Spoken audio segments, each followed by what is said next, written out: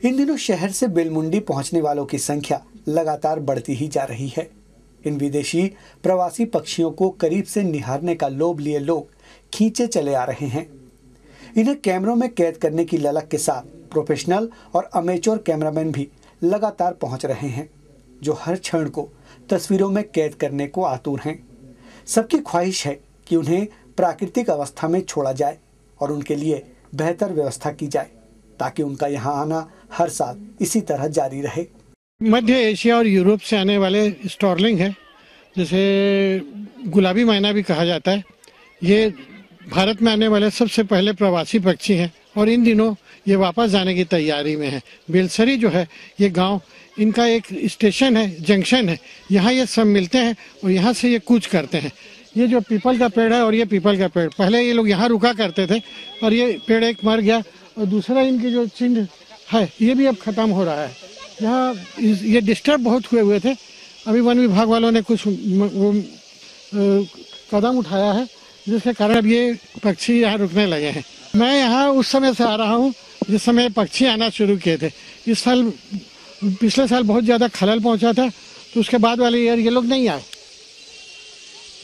उसके बाद वाले साल ये लोग नहीं आए थे।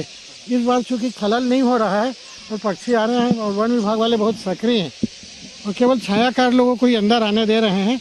मैंने उनको सुझाव दिया है, वाइल्ड लाइफ बोर्ड के भूतपूर्व मेंबर रहने के नाते, कि इस जगह पे ऊंचे पेड़ लगाए जाए ताकि उनको एक लैंडमार्क मिले और ये पेड़ बांस के होने चाहिए। इन चिड़ियों को बांस के पेड़ बहुत पसंद है, तो वन विभाग उस संबंध में सोच रहा है और कर रहा है। मैं बिल्कुल नहीं छोड़ना चाह रहा। मेरे लिए ये बहुत ऐसा समय है कि अभी मैं रुक नहीं सकता, बाद में बात करूँगा। हर शाम लोग सांस रोककर ठीक 6 बजे बैठ जाते हैं। किसी पारंगत स्काई ड्राइवर की तरह इनकी कलाबाजियां सबको हैरान करती है। उम्मीद की जा रही है कि भरतपुर की तरह यहाँ भी पक्षी अभयारण्य विकसित की जाए।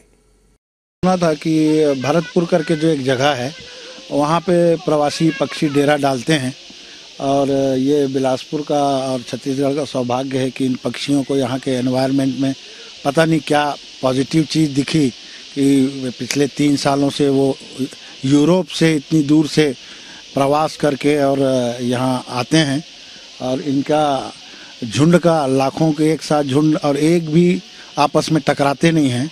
और कल भी मैं यहाँ आया था, मैंने ये देखा कि 6:30 पे ये पूरे के पूरे एकदम से पेड़ों पे और गाद पे जाके बैठ जाते हैं। मतलब इनका टाइम का जो इनका नॉलेज है, इनका सेंस है, ये कितनी बड़ी बात है, कितनी आश्चर्य बोध का विषय है कि उसी टाइम पे फिर एक पक्षी उड़ता कल मैं देखा बैठने के बाद भी कि 6:30 के बाद अगले आधे मिनट में एक पक्षी उड़ता नहीं दिखा। मतलब ये पूरे ग्रुप का ये जो डिसिप्लिन है ये बहुत अजीबोगरीब और रहस्यमय है। जिला प्रशासन को तुरंत ये इतने बड़े सौभाग्य को परिवर्तित करना है कि इन पक्षियों को जो हर साल आ रहे हैं इसको रिजर्व कर दें, जैसा भरतपुर में है उस ढंग के कुछ नियम। भरतपुर तो खैर बहुत बड़ा पक्षी विहार है, पर हो सकता है कि जिला प्रशासन अगर जागरूक होकर इस एरिया को इन पक्षियों के लिए और सुरक्षा इनको मुहैया कराए तो शायद ये दूसरा भरतपुर बन जाए। ये बिलासपुर और छत्तीसगढ़ के लिए एक सौभाग्य की बात होगी। इन नज़ारों से दो चार होकर बिलासपुर नगर निगम आयुक्त रानू साहू भी चमत्कृत हैं। प्रशासनिक स्तर पर ऐसी कोशिश करने की हिमायत करते हुए वो भी कहती हैं कि यहाँ पर्यटन की संभावना विकसित की जानी चाहिए। ये रोजरीन पक्षी जो प्रवासी पक्षी हैं वो बिलासपुर के समक्ष इस गांव में आए हुए हैं और बहुत ही अद्भुत इनका नज़ारा था और निश्चित रूप से प्रशासन को इस दिशा में पहल करनी चाहिए और जो है हम लोग इस दिशा में प्रस्तावित करेंगे कुछ कार्य यहाँ संरक्षण के लिए और जो लोगों के प्रवेश के मतलब लिमिटेड प्रवेश हेतु कुछ प्लान प्रस्तावित करेंगे कमिश्नर साहब के माध्यम से। ये तो मेरे द्वारा पहली बार ऐसा नज़ारा देखा जा रहा है। इसके पहले इंटरनेट वगैरह में हमने देखा था, लेकिन ये बहुत ही अच्छा मतलब सौभाग्य की बात है कि बिलासपुर शहर से लगा हुआ इतना अच्छा नज़ारा हमें देखने को मिला और इस स्थल को पर्यटक स्थल के रूप में भविष्य में विकसित भी किया जा सकता है। देशों से छत्तीसगढ़ के विभिन्न भाग से, देश के विभिन्न भाग से काफ़ी पर्यटक यहाँ आ सकते हैं। काफ़ी विहंगम दृश्य था।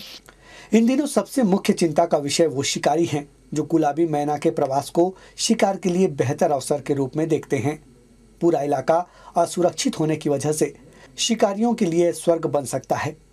वन विभाग बहुत गंभीरता तो नहीं बरत रहा, अलबत्ता कुछ हद तक सुरक्षा के इंतजाम जरूर किए गए हैं।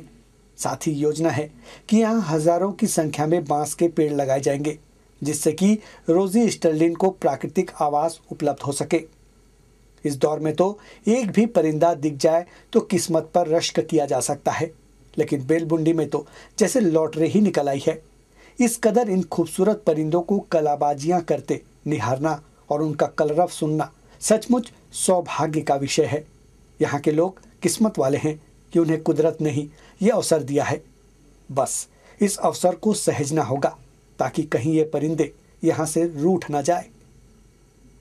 सिटी न्यूज़ के लिए प्रवीर भट्टाचार्य की रिपोर्ट।